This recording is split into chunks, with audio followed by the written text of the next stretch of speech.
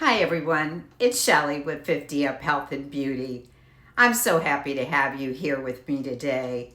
Now, if you've been following my channel, you know I'm passionate about sharing my experiences and insights on all things health and beauty after 50. And today I'm going to be sharing a very personal journey with you, and that's my experience with the GLP-1 medication, specifically Trizepatide. Now, I'd like you to remember that I am not a medical professional. This is my personal experience, and it's so important for you to talk to your own physician to determine what's right for you. So let's rewind a bit. A few years ago, like many of us, I went through a period of significant life changes.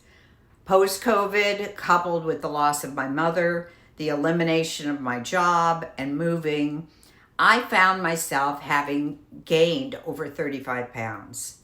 More than the number on the scale. I just didn't feel like myself. My energy levels were low, and I knew I needed to make a change. I decided to consult with a specialist, and we discussed various options for weight management as part of that process. We did some blood work, and it turned out I was pre-diabetic. Now, based on my health profile and other discussions, my physician and I decided that Tirzepatide was the right path for me. Now, I chose Tirzepatide because from my understanding and research, and I have spent 40 years as a pharmaceutical rep, it seemed to offer a strong efficacy rate, and I was hopeful about potentially experiencing fewer side effects. And I have to say, my personal experience on Tirzepatide was remarkably uneventful. I was fortunate enough to have virtually no side effects or issues throughout the entire process. And over time, I successfully lost that 35 pounds. I had gained, and now I'm in maintenance. And I feel fantastic, my energy is back, and my blood sugar levels have improved significantly. I am no longer pre-diabetic. Now, while my personal journey was smooth, my professional background gives me a unique perspective on some of the challenges that I see with GLP-1 medications like Tirzepatide. Even though these drugs can be incredibly effective, I've identified a couple of key areas where patients could really benefit from more support. So let's talk about a potential challenge. Now, many people that I know that are on a GLP-1 complain to me that they feel very uncomfortable giving themselves an injection. And I think that this happens because once they go to their doctor and they decide on getting a GLP-1, the physician calls in the script and they either get it delivered to them via mail or they go to a pharmacy and pick it up. So they never really get trained on how to give themselves an injection. So they feel uncomfortable, and I think that's completely normal.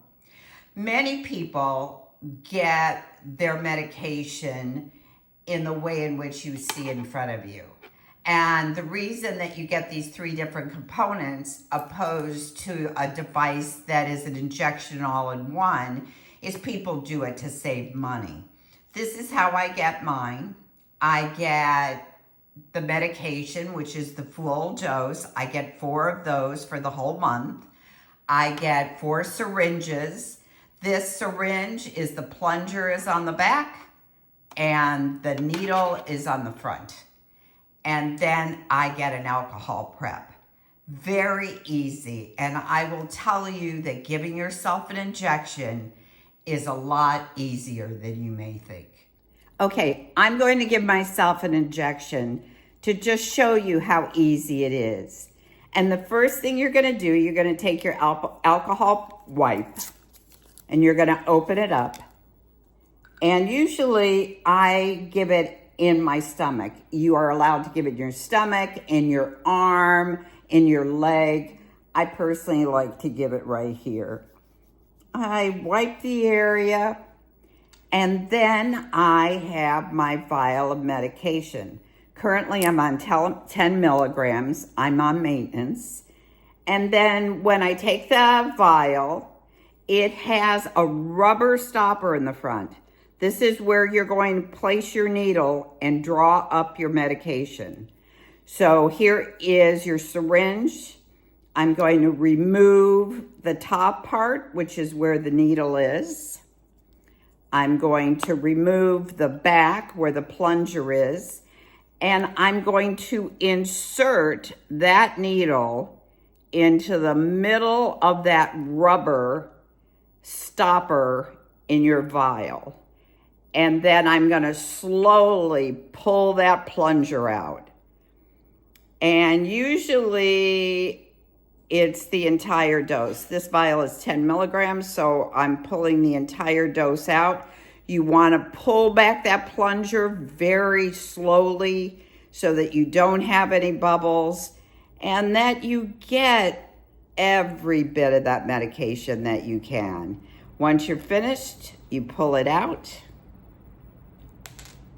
And I clean my part. I give myself a little grip right here. And then I just stick it in. And I depress that plunger right in. And I am telling you, this does not hurt. Take it out. I will rub the area with my alcohol wipe.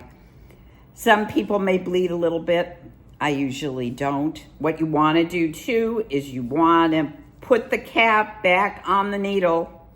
I usually put the cap back on the plunger, and you want to make sure that you get rid of these used syringes. You can probably do them at your pharmacy. I take mine to my pharmacy and I leave them there to be taken care of. So that's how easy it is. The second significant gap I see in this area is meal planning and nutrition. These medications are powerful tools, but they work best when combined with healthy lifestyle changes, especially when it comes to eating habits. The medication should really serve as a bridge to help you adopt more nutritious and sustainable eating patterns. However, what I've heard from many individuals is that they receive their prescription, but they get little to no guidance on what they should be eating. Now, this can really be confusing.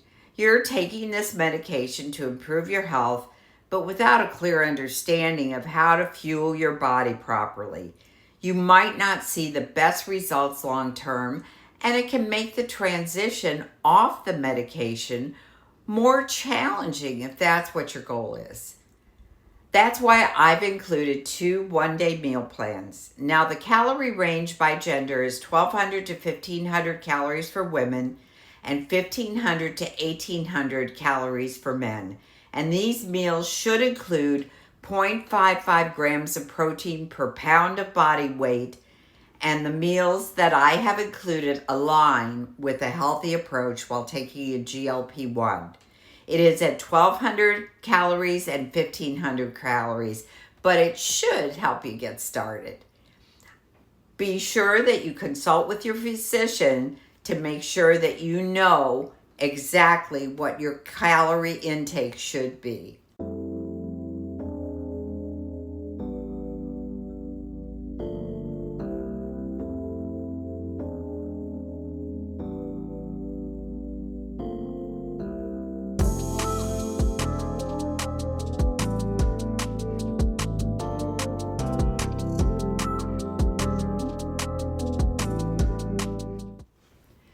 My hope in sharing my journey and highlighting these 2 key areas is to empower you with information and resources.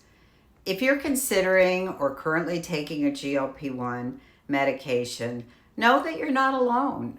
Addressing the injection anxiety and having a solid nutritional plan in place can make a huge difference in your overall experience and success. Remember, your health journey is unique. Talk openly with your doctor, seek out reliable information, and don't hesitate to ask for support. Thank you so much for joining me today. And if you found this video helpful, please give it a thumbs up and subscribe. So for more tips and tricks, come back and see me at 50 Up Health and Beauty.